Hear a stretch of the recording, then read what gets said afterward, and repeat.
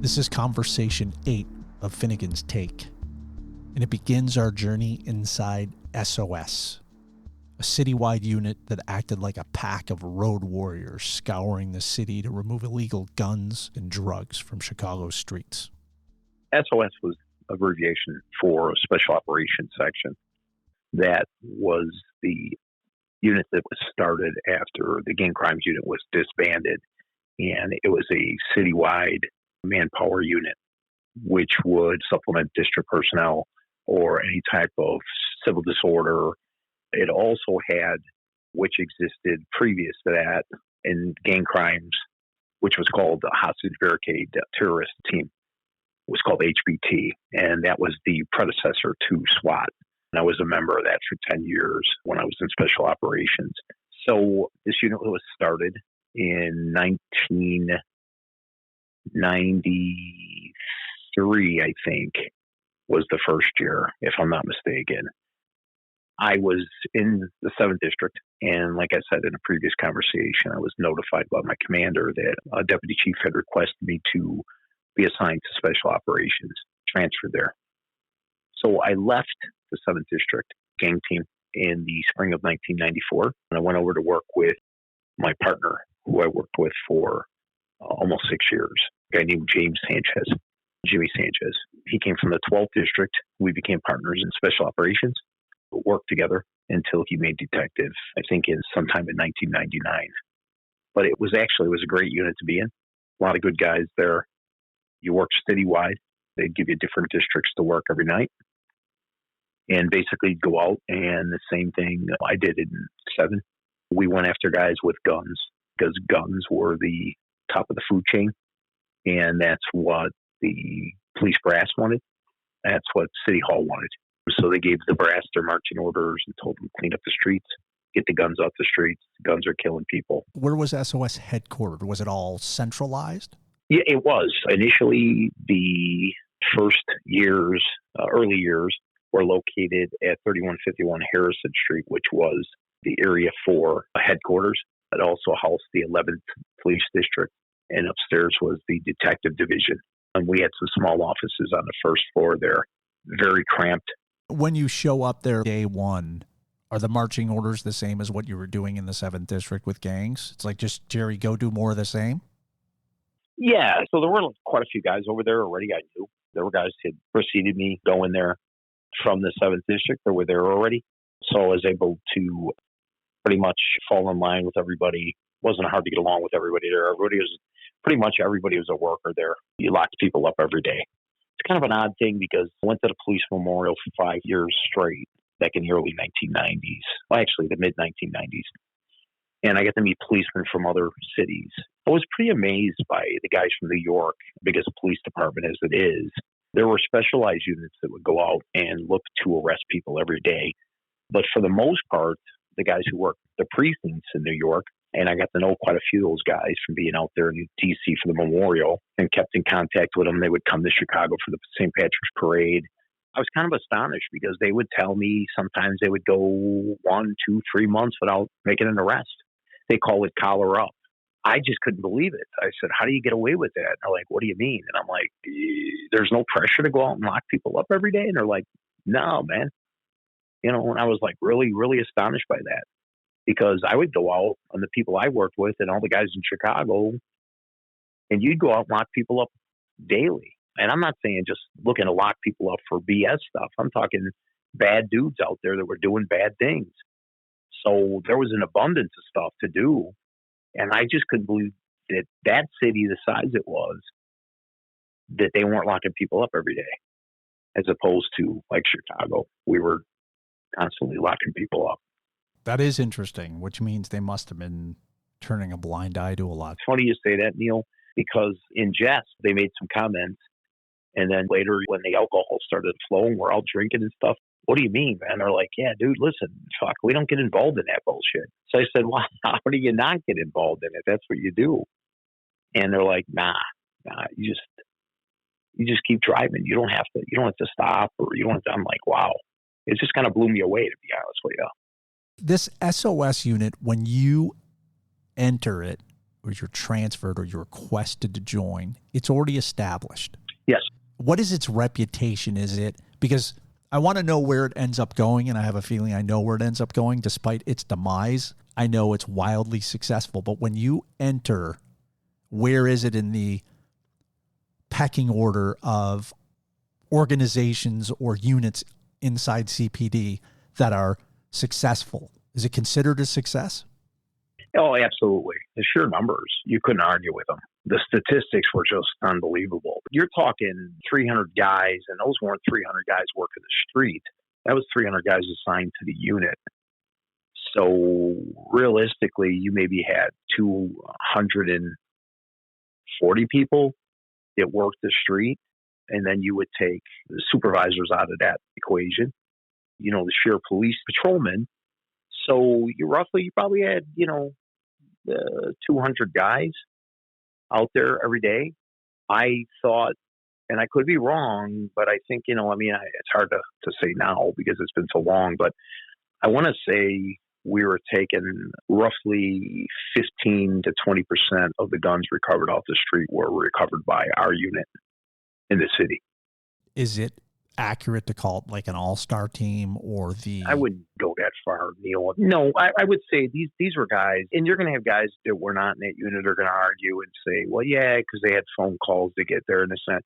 Okay, they had phone calls to get there, some of these guys. It didn't make a difference because they were still working their asses off, and they were going out locking bad dudes up every day and getting guns off the street, getting guys for armed robberies, and, getting guys for shootings. You're driving in your vehicle and you're not, you're listening to the radio and you don't get a radio call, but you on view a guy and you can see him, on top of another guy, and you're like, something's not right here. So you get out of the car and the guy takes off and the guy starts yelling, he just robbed me. So the guy's got a gun. So you're getting the guy for an armed robbery.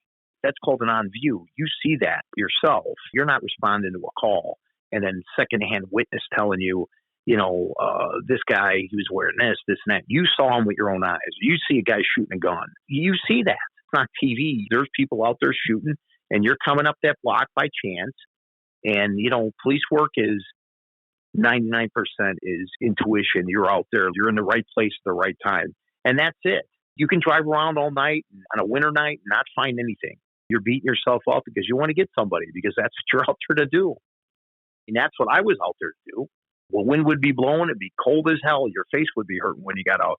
But you're going to get out and you're going to pat people down because if they're standing out there and it's that cold, they're doing something. Because who the fuck's going to stand out there when it's that cold if they're not doing something? They're doing something dirty. They're selling dope. Because yourself, you're not going to stand out there in sub-zero weather, freezing your ass off with 5 layers of fucking clothes on if you're not up to dirty. You're doing dirty out there, and that's why they're out there. So you get out and you're up on them and you're searching and you're checking them out. But it doesn't always work out. There's nights where it's like shooting fish in a barrel, literally. Your time in SOS initially, and maybe throughout your whole run, is an extension of what you were doing previously in Gangs West and the 7th District. What is your personal aspirations as a member of SOS? Is there some milestone that you're aiming for in your career? Is there something that you're driving towards, or is it just like a daily, not grind, but the continual ho-hum of doing what you're doing, which is getting guns and drugs off the streets?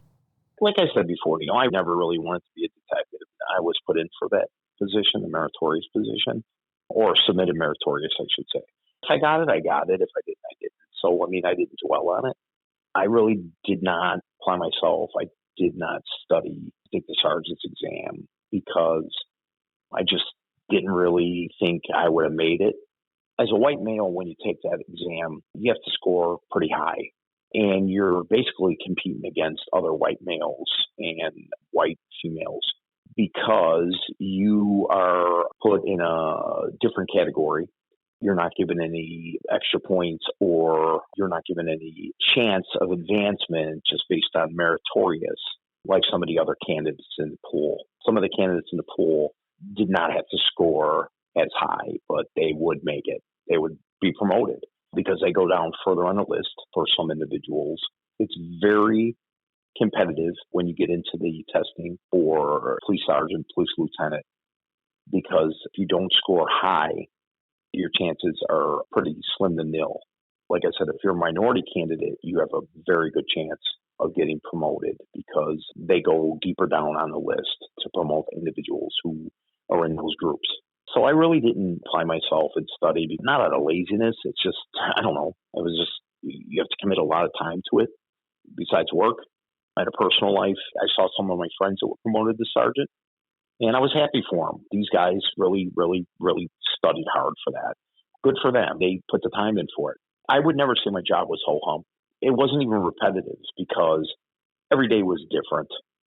Every day brought something new. Something can happen in the city where they would send us to address it. So there was always something interesting going on.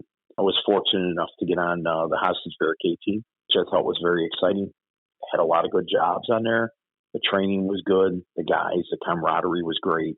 We had some great jobs. We had one individual, his name was Emmanuel Phillips, and he killed 6 people, including his father and 2 of his neighbors and 3 strangers. He was holed up in a hotel room or a motel room on the south side.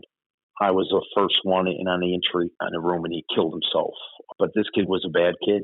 We hunted for him for weeks as a unit. We're fortunate enough to get somebody to tell us where he was at. So there were a lot of exciting jobs like that. And there was never a day that was really dull. I talked to somebody that knows you. He told me that you were the leader, in that you were so good at what you did and you were able to problem solve and strategize on your feet at the drop of a dime, that even people who were above the chain of command would say, well, what do we do, Jerry? That you had this natural ability to lead the charge. When did that take hold in that SOS journey? I had the fortune to work with good partners, and they pick you up just like you pick them up. And you complement each other when you're working. Kind of sense you know what's going on. You know what to do next. It's like second nature when you work with somebody like that and you get that type of partnership. For the most part, I was on a team that had some young guys on there, some guys that were inexperienced. Even though I wasn't very senior to them, so I was able to tell them and correct them. Don't do this. That's dangerous. Do this. Do that. And these guys were good guys, and they followed direction. It's just like a quasi-military organization, the police department. I did not have any rank, but if you're an experienced person and you tell somebody something, you might want to do this way. And illegal stuff, I'm not talking illegal stuff, to benefit you or to make it more safe for everybody. Generally, they listen. You get some guys that are assholes and, then they're not long on the team. You talk to the sergeant or the lieutenant, you get rid of them. If they're not team players and they're dangerous, you don't want those people around you. When you talk about your partner, is that an assignment by the department or SOS, that they couple people together? No. And then, so that's by choice you guys are together? Yes. When you initially come on the job, you train with your training officer. After that's over, then you work with basically, and I had discussed this previously, you work with people most of the time that nobody else wants to work with. Very fortunate to find somebody to work with who does not have a partner, a regular partner. Maybe they had a falling out. Maybe their partner transferred to another unit. So that person is available to work with you, and somebody who's smart. They work smart, they work safe, but you always go and speak to the watch commander or your lieutenant or your sergeant and say, hey, can so-and-so and I partner up? And, if you're both available, they'll partner up. I had a guy that I worked with in SOS for 5 years who later excelled and went up the ranks, hired as a police commander. Him and I did very well together. We worked well together. We were safe, and we had a lot of success. Very good arrests, notable arrests, and we got a lot of awards together. When he moved on, he got promoted. I brought a young guy in who I saw working in the 9th District, and he was pretty aggressive. I liked the way he worked. So I asked for him to come over, and they brought him over for me. And he was probably 20 years younger than me.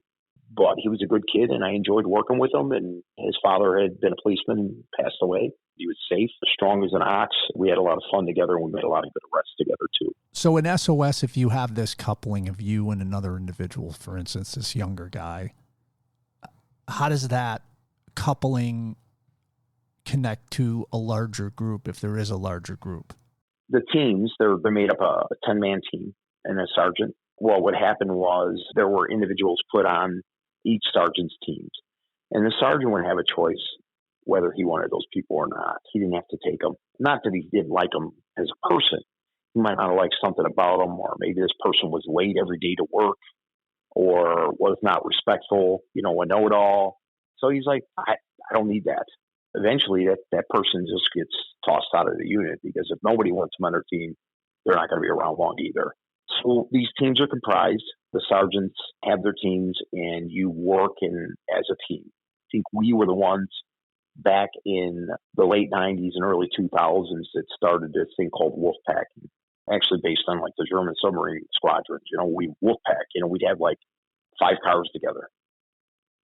And we would have success because we would hit these dope blocks where they've had shootings or a lot of activity going on. And we would hit the block with 5 cars.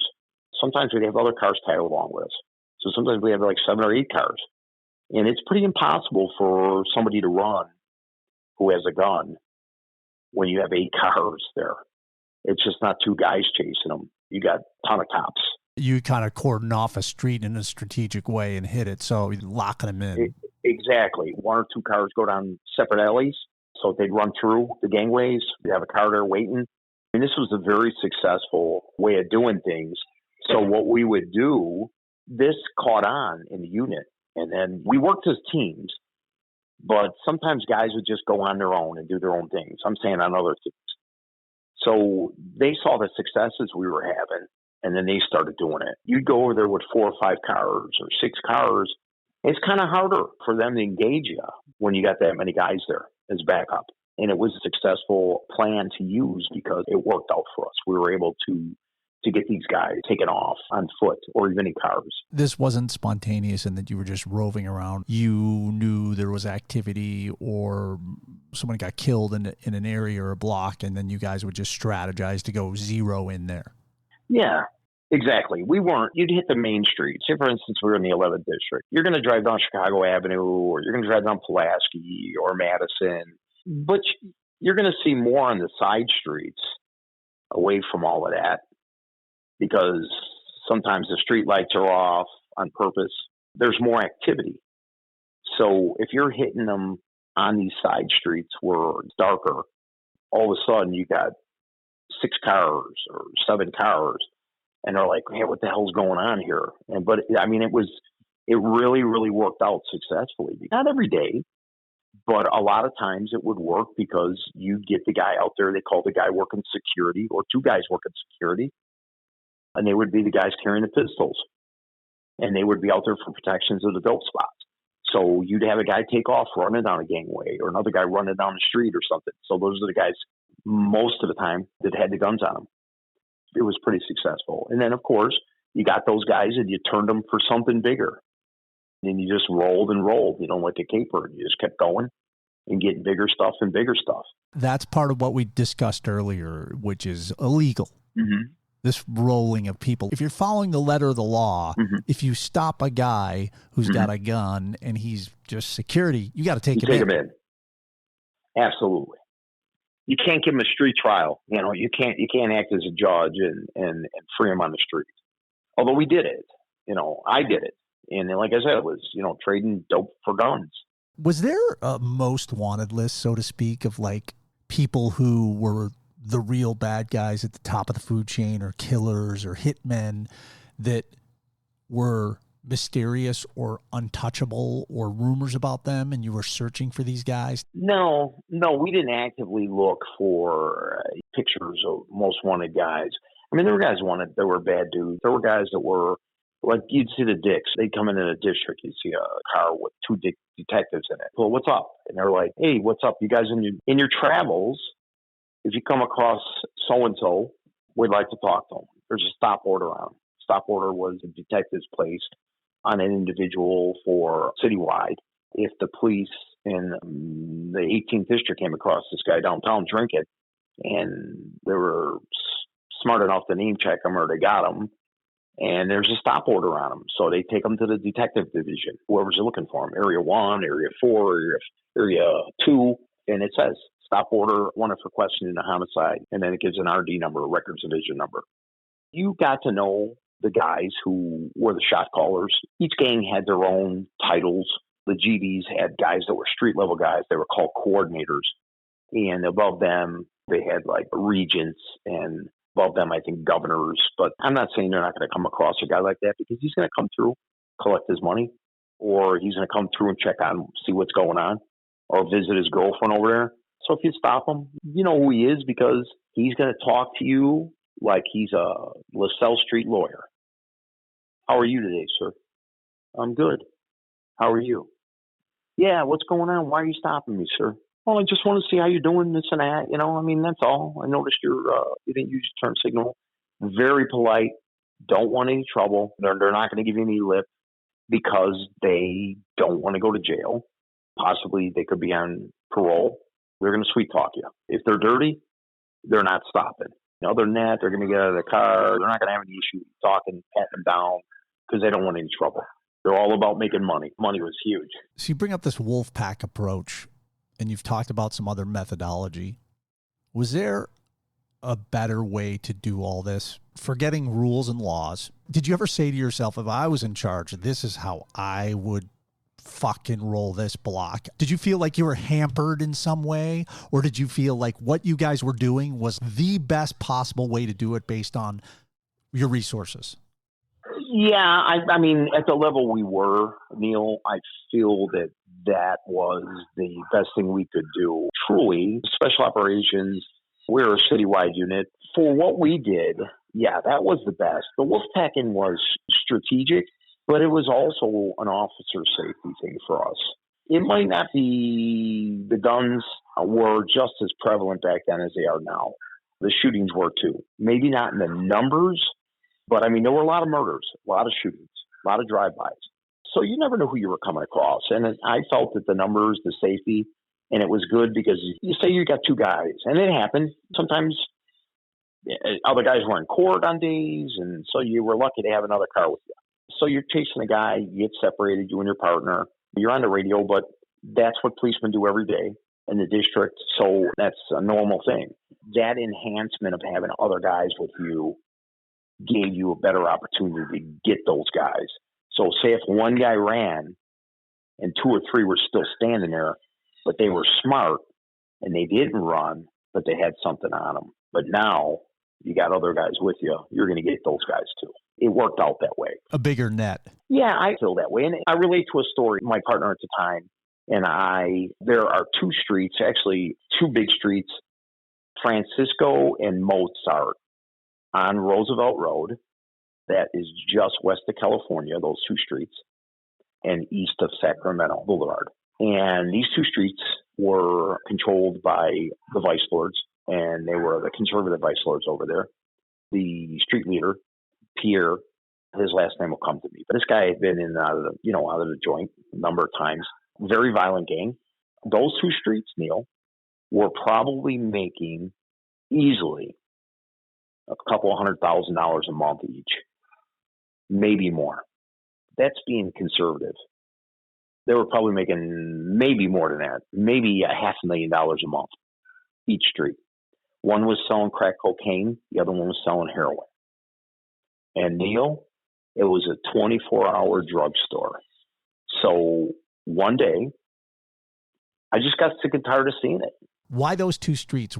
Was it because of the geography of where they're located in terms of people being able to access it from the suburbs, I'm assuming? Yes. Okay, so talk about that. Yeah, well, of course, straight down Roosevelt Road. In addition to that, the Eisenhower Expressway was 4 short blocks away. They call that the Heroin Highway. That leads in from most of the suburbs and to the suburbs and to the other expressways. You can access them. Dwight Eisenhower Freeway is called the Heroin Highway? Yeah. Dwight W. would be very proud of that. Yeah. He would. He would. Well, they'll probably rename it soon anyway. They've renamed the other ones already. But the white customers there's so many of them, It's just, it's amazing. Neal, you've never seen dope spots like on the west side. Never. You'll go in an alley and you'll see 60 people lined up like they're waiting for communion in a Catholic church, waiting in line to give their money, get their dope. It's never ending. Grabbed a couple guys and I told them, I said, yeah, you know what? This is over, man. This isn't going on anymore. What's going on? What do you mean? I just told them, I'm sick of it. You guys think you can do whatever you want over here. I said, you're rubbing it in our face. The 11th district's only 5 blocks from here. First thing this guy tried, he was a street level guy, but probably mid-level guy for the gang. And he goes, well, we'll give you and your partner some money every month. And I'm like, nah, dude, I'm not interested. And he goes, I'll give you $2,000 a month. And I'm like, nah. I'm like, well, what do you want? I said, I don't want anything for you. So he's going on and on. So we ended up putting a little pressure on him over there, sitting over there all the time, stopping everybody. They couldn't sell dope for a while. Next thing I know, the guy's telling us he's going to give us some guns. He gives us some guns just to leave him alone. So you're squeezing him. You know that this is a notorious spot, and it's starting to drive you crazy that nothing's being done about it. So you confront this one guy on the street. Yeah, Ike was his name, and I'll think of his last name too. This guy was weak. We put him in a car after he gave us the guns. Got him a couple days later, and I stopped him, brought him, in the car, and I said, yeah, I guess you got a problem, man. One of those guns was used in a homicide. He's belching, he's hiccuping, farting. He's like shitting in his pants, literally. So he is going to give us some more information, leads to a guy who's a UPS guy who is bringing a catalog along to all the dope spots, and he is just pick out the guns you want, and he jacks the price up on them, and he gets the guns for him. And he's selling them all over the 11th district. The guy's name was Kevin Winters, and he was injured, and he was on workman's compensation. He was a UPS driver. So he had catalogs. I don't know how he got them. He probably got them from the manufacturers. And he would take these catalogs around to all these gangs and tell them, I'd get you anything you want. Anything in the books. These guys were buying 10 at a time. And he was jacking the price up like 4 or 5 times the value of them. So we sent the first 5 original guns that guy turned us, that I turned over to my partner and I, which like you turn every gun in you send it to the crime lab, the Chicago Police Crime Lab. They tested the guns. None of them were used in a homicide. But Jim Sherlock's uncle Bill was a police officer, and he was a expert firearm guy down there at the crime lab. He'd be able to test guns. He'd be able to find marks on them. So this guy was skillful. His uncle Bill, very pleasant guy. So they asked me to call Bill Sherlock down there. So I said, are you related to Jim? He's like, yeah. So I tell him who I am, and he goes, oh, yeah, sure. So he goes, listen, Jerry, the reason I wanted you to call is these guns that you got, we got somebody's buying these guns, and they've already put about 800 of them on the street. And I'm like, did you say 800? And he's like, yeah, that's exactly what I said. There were 800 purchased by this person, and they're putting them out on the street. And I said, wow, that's amazing. So my partner and I are talking about it. We go to our bosses, and we tell them. And they want us to get the gun unit involved. And we're like, nah. And they're like, what do you mean? I said, well, why the fuck should we get the gun unit involved? They didn't do anything. And all they're going to do is steal it from us. So we go to the ATF, and they have unlimited funds to buy money. And we set up some stings. And we get this Ike to set up the UPS driver. And the guy brings 12 guns over to Independence Boulevard to an apartment building. Jim and I, my partner, and 4 ATF agents and a couple other right guys with us. So when Kevin Winters, the UPS driver, has a backpack and he's delivering the guns, so we take him down, we get him, take him into the station. He's got 12 guns in the backpack, handguns. We go to his house with a consensus search. I think we recovered 48 more guns there, brand new guns. So he tells us he doesn't want to go to prison. So he tells us and the ATF agents that he is working for a guy who has a federal firearms license. And the guy's name is James Bush. So the story is James Bush has laundromats and the businesses fail. So he is in financial troubles. So he turns to selling these guns to make money, and money he made. And he was putting a ton of guns out there.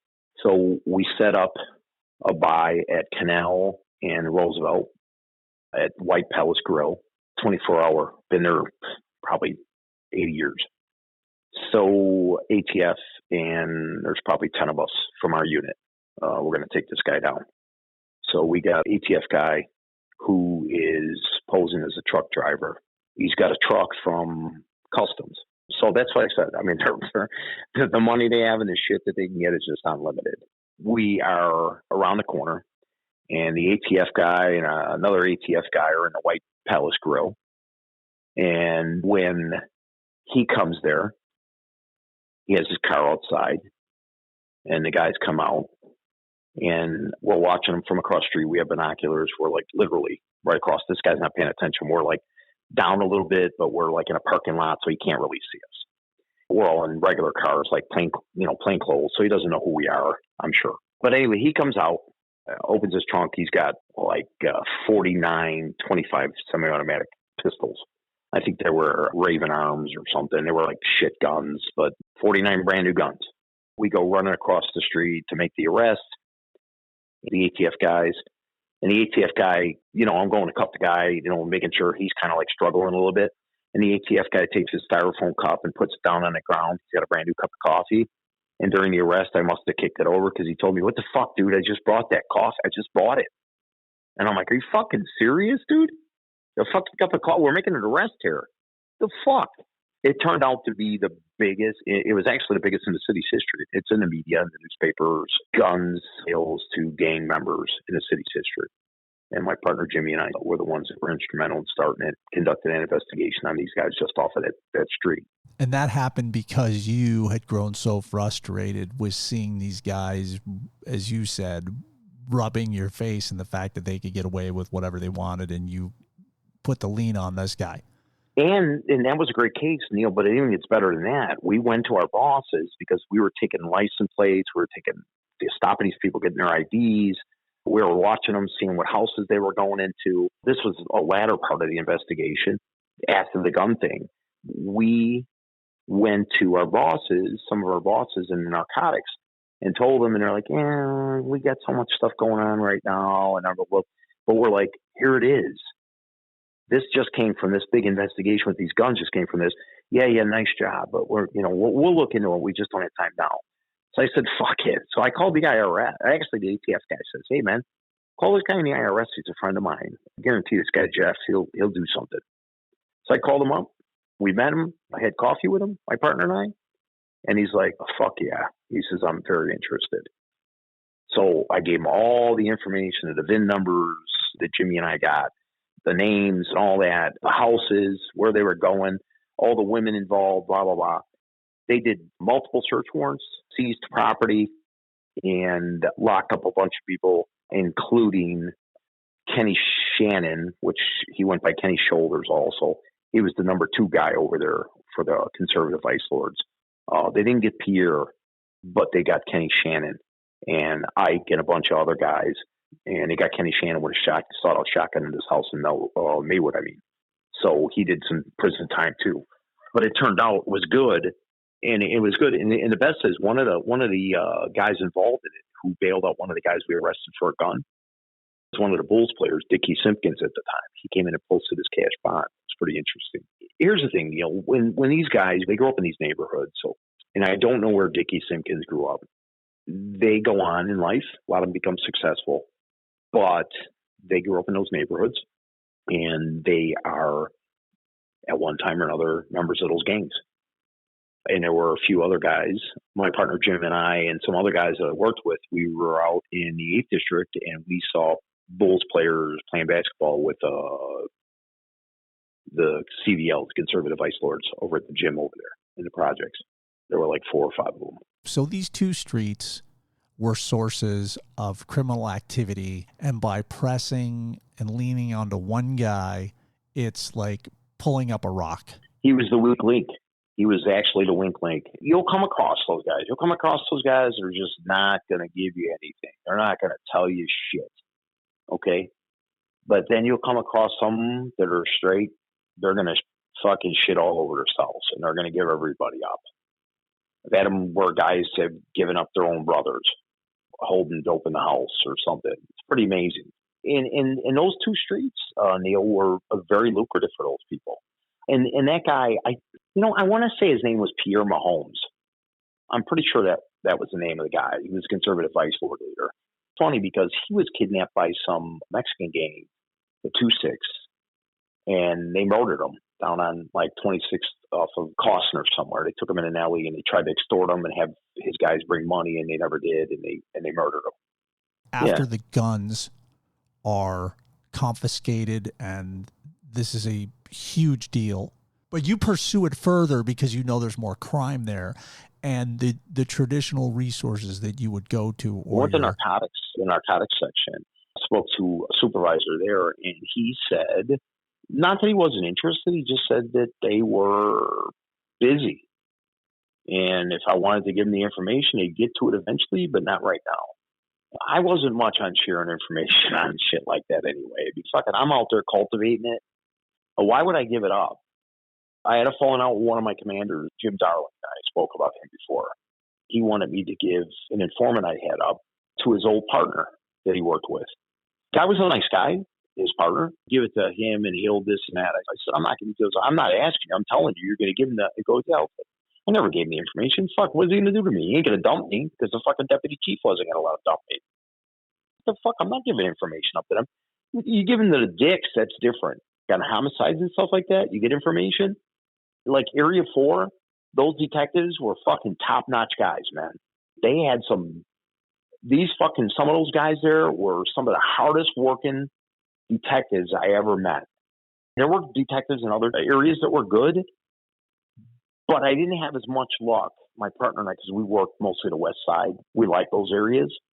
But Area 2, out on the far south side, we didn't work out there. So they didn't know our reputation. They didn't know Jim and I, and they didn't know our unit as well.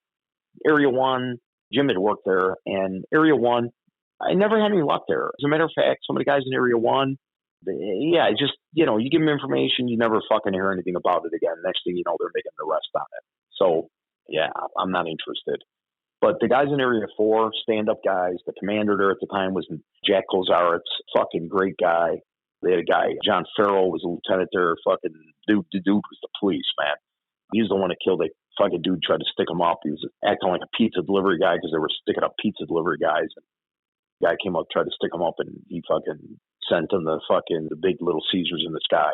When you roll up this street, you get the guns, which is a huge deal. Fucking huge. Boy, I wish that was happening in the city now. Maybe it is, and I don't hear about it. And then you get the IRS involved, and they're able to do a lot of actionable things that are positive. Oh, man, they hurt them, too.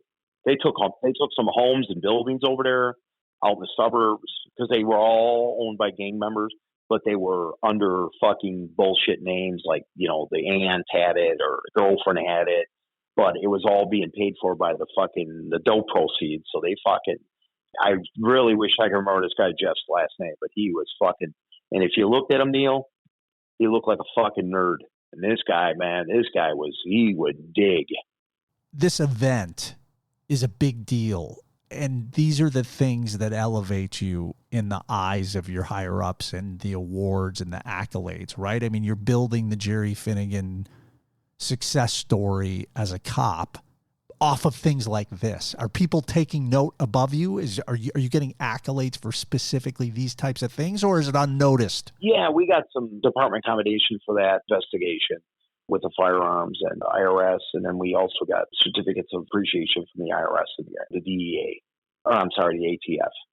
So it was nice. But and if I could say, yes, it did bring the accolades, and it did cut me a lot of slack with my bosses. But that was good and bad because it kind of like fucking, I could say it probably went to my head. My attitude changed because I was like, hey, fuck it. I could do this or I could do that and get away with it. Not criminal stuff. Like fucking, say, for instance, they were sending us out to the 5th District. and I didn't want to go out there. I'd go in and talk to Lieutenant Jake, and I'd say, hey, you mind if we go somewhere else and work on something else, try to get some guns or something? Okay. Why is that a bad thing? Well, if you were supposed to go, if your team was supposed to go out to the 5th District, you should have went out to the 5th District, because that was where the missions came from, the Deputy Chief of Special Functions. And above him, they'd send a team out there, but we'd be the second team. I'd say, I'm not even fucking driving out to 5. You feel guilty about that? Well, I don't feel guilty. It's just almost kind of thought my shit did stink for a while. Like you have that feeling when you know you're being cocky and arrogant and it doesn't feel right, but you still don't care because you don't want to do it. Yeah. No, exactly. I'd go in and I'd tell the desk guys, I go, hey, listen, why the fuck am I getting this piece of shit fucking car? You got all these fucking brand new cars, man. Well, so what? I go, don't put me in that fucking car again. You're becoming a prima donna with your success? Yeah, maybe a little bit. Yeah.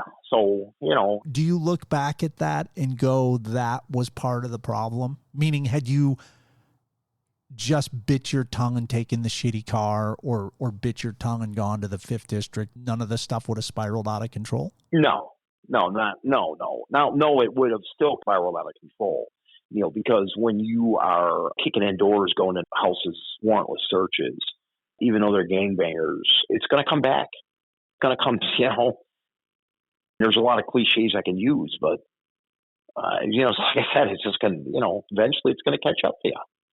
Got to the point you are getting big drug seizures and not getting money all the time.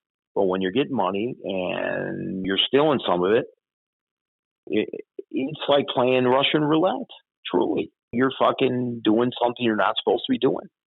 It'll catch up to you. And it did. And it might have been for a number of reasons. Maybe because it got too big and too involved with too many people. Because, I knew of other people doing it, and it kept it small, and they never had a problem. Guys doing dumb stuff, dumb stuff, which would lead to more heat. This concludes Conversation 8. Our next conversation finds Jerry burned out from his work in SOS, so he requests a change of pace and lands working at Midway Airport in the months before 9/11.